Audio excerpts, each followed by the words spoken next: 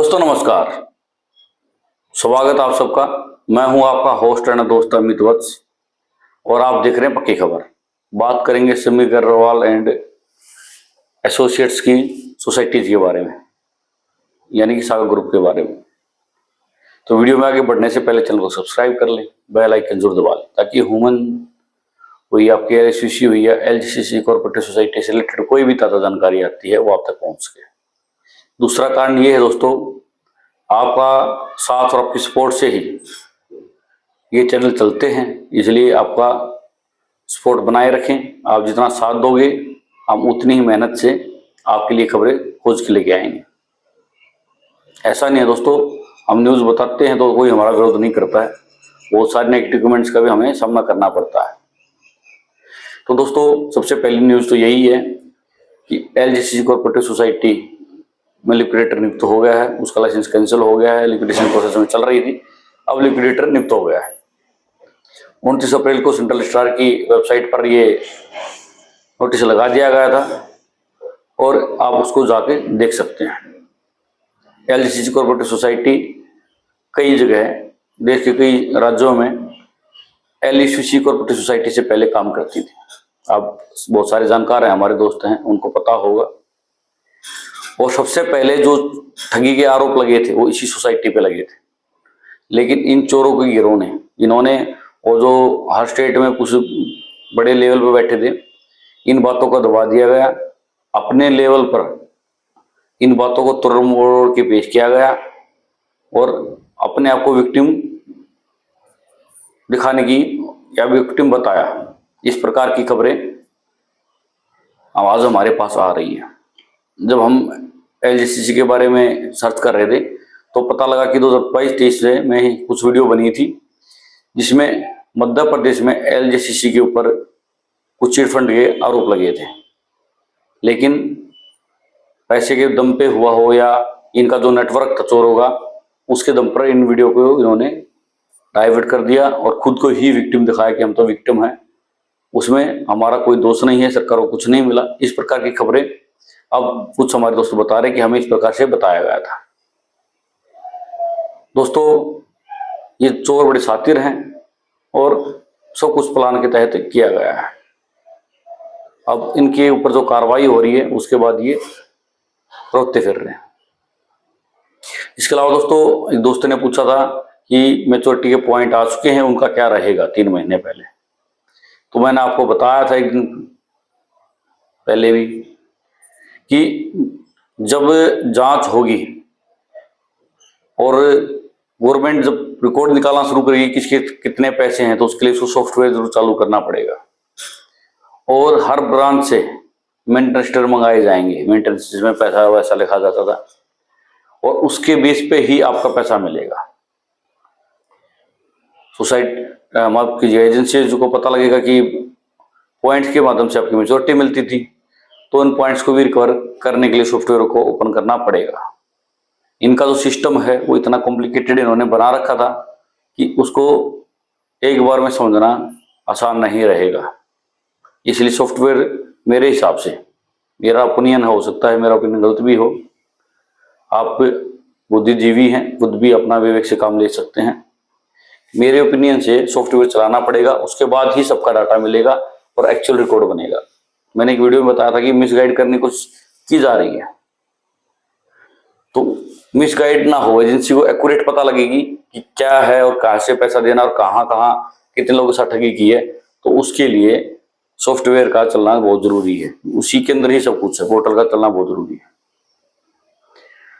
इसके अलावा दोस्तों कई दोस्तों ने पूछा था कि फॉर्म 6 पहले ही भर चुके हैं लिक्विडेटर प्रोसेस के माध्यम से। देखो दोस्तों उसमें क्या रह सकता है, जो हमने VI6 फॉर्म भरे हैं वो एक कंप्लेंट फॉर्म की तरह वहां पहुंचे हैं। सेंट्रल स्टार ने एज ए कंप्लेंट फॉर्म लिया है, क्योंकि VI6 फॉर्म क्या होता है, आपके और आपकी सोसाइटी के बीच में अगर कोई झगड़ा है उसको सुलझाने का माध्यम है।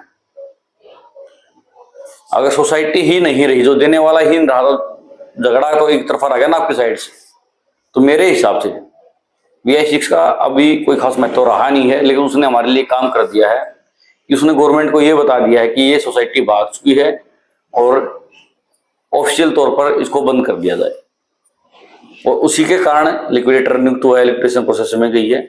उसका सबसे बड़ा कारण तो मेरे को अभी ये नजर आता है। इसके अलावा दूसरा उसका कोई महत्व हो सकता है, वो फिलहाल मेरी नजर मुझे नजर नहीं आता है। हो सकता हो एक्सपर्ट्स आदमी और बताएंगे कि सबके अपने अपने एंगल होते हैं सोचने के, लेकिन मेरे हिसाब से उसके अलावा दूसरा कोई महत्व नजर नहीं आ रहा है दोस्तों। इसके अलावा दोस्तों लगातार ऑल इंडिया लेवल पर हर जगह, चाहे बिहार हुआ, आज दिल्ली में भी प्रदर्शन बताया जा रहा है सगा ग्रुप के खिलाफ। इन विरोध प्रदर्शन ने एक तो काम किया है, पूरे मुद्दे को लाइमलाइट में ला दिया है। और आज आप देखोगे कि बड़े बड़े जो प्रिंटेड मीडिया है, दैनिक भास्कर है, दैनिक जागरण है, मैंने भी कल परसों एक न्यूज पढ़ी थी, वो इनको फ्रंट पेज पे कवर कर रहे हैं, जो कि एक अच्छा, एक उसको आप एक अच्छा मूव की तरह देख सकते हो, एक शुभ बात की तरह देख सकते हो कि जो हम जिस दिशा में जा रहे हैं वो दिशा एकदम सही है। जब मैन मीडिया किसी चीज को दिखाने लगता है तो उसका इम्पैक्ट सोशल मीडिया से ज्यादा होता है। सोशल मीडिया का अपना लेवल है, लेकिन प्रिंट मीडिया का अपना एक दायरा होता है और उसकी अपनी छवि होती है, उसका अपना एक प्रभाव होता है, जिसका असर शासन प्रशासन पर ज्यादा पड़ता है। तो जैसे बड़ी बड़ी प्रिंट मीडिया किसी चीज को छापने लगती हैं, तो जो आपकी डिजिटल मीडिया है, जो आप टीवी बोलते हैं, बड़े बड़े जैसे चैनल हैं, इनके ऊपर भी दबाव बनता है और वो भी उन मुद्दों को दिखाते हैं। तो ये एक अच्छी पहल अब इसको कह सकते हैं। इसके अलावा दोस्तों, कई दोस्तों ने पूछा था कि यूपी में क्या चल रहा है, कमेंट करके बताएं, पूछा था हमसे। तो दोस्तों यूपी में बहुत कुछ हो रहा है। ललितपुर पुलिस का एक्शन मैंने आपको बताया था, ईडी की कार्रवाई भी लगातार चल रही है और कुछ दिनों में बहुत बड़े एक्शन आप देखने को मिलेंगे। यूपी में जो भी बंद आदमी हैं उनसे, चाहे आपकी एसआईटी जो भी जिस स्टेट में गठित है, पुलिस प्रशासन या एजेंसीज के द्वारा लगातार उनसे बात की जा रही है और सबूत जुटाए जा रहे हैं। बहुत सारे लोगों को रिटेन किया गया है वहां, अभी एक्चुअल संख्या नहीं मिली है, लेकिन एक अच्छी खासी संख्या वहां है जिन लोगों को गिरफ्तार किया गया। इसके अलावा दोस्तों एलसीसी में और यूपी में एक चीज और सामने आई है। देखो अभी वो सूत्र के हवाले से आई है और डिस्कशन का विषय है, एक्चुअल सर्टिफाइडेड चीज नहीं है, कि कुछ लोगों ने एलसीसी की तरह ही अपने कुछ बॉन्ड बनवा लिए थे नकली और कापियां बना के बांट दी थी, जिनका एक्चुअल आधार एलसीसी सोसाइटी के पास भी नहीं था। मतलब चोर के साथ चोरी की गई है। अभी इस बात में कितनी सत्यता है तो वो आप ही बता पाएंगे जो एलसीसी के निवेशक हैं, कि लोगों ने क्या किया है। वो एलसीसी में काम नहीं कर रहे थे, उन्होंने क्या किया, खुद ही उसे बॉन्ड प्रिंट करवा लिए और लोगों से पैसा लिया और नकली बॉन्ड लोगों को थमा दिए। इस बात में कितनी सत्यता है, सच्चाई है, या बात कितनी ट्रू है, आप कमेंट के माध्यम से बताएं। अगर ये बात सच है तो ये एक और बड़ा कांड है कि चोर के घर में चोरी कर डाली, चोर के नाम से चोरी कर डाली।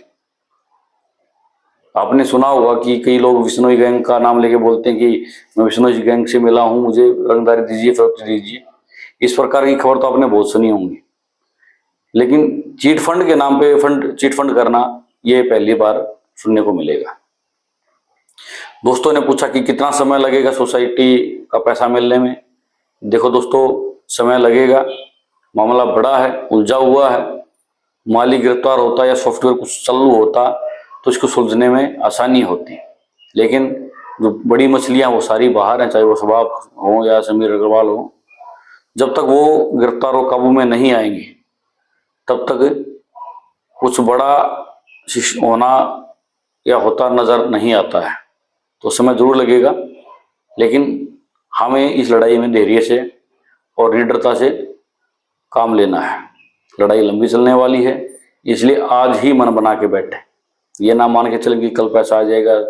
समय लगेगा और कितना ही लग सकता है। तो दोस्तों आज की वीडियो में इतना ही। आपकी कोई क्यूरीज है कमेंट के माध्यम से हमसे जरूर पूछें। आपकी कोई राय, जो विषय आज हमने उठाए हैं, जो बातें हमने बताई है उनको लेकर है, उसको भी आप जरूर रखें कमेंट के माध्यम से। वीडियो को लाइक कर दें, शेयर कर दें, चैनल को सब्सक्राइब जरूर कर लें। बेल आइकन दबाकर नोटिफिकेशन ऑन का बटन जरूर दबा लें, ताकि जब भी एलआईसी सोसाइटी से रिलेटेड कोई भी तरह जानकारी आती है वो आप तक पहुंच सके। नमस्कार।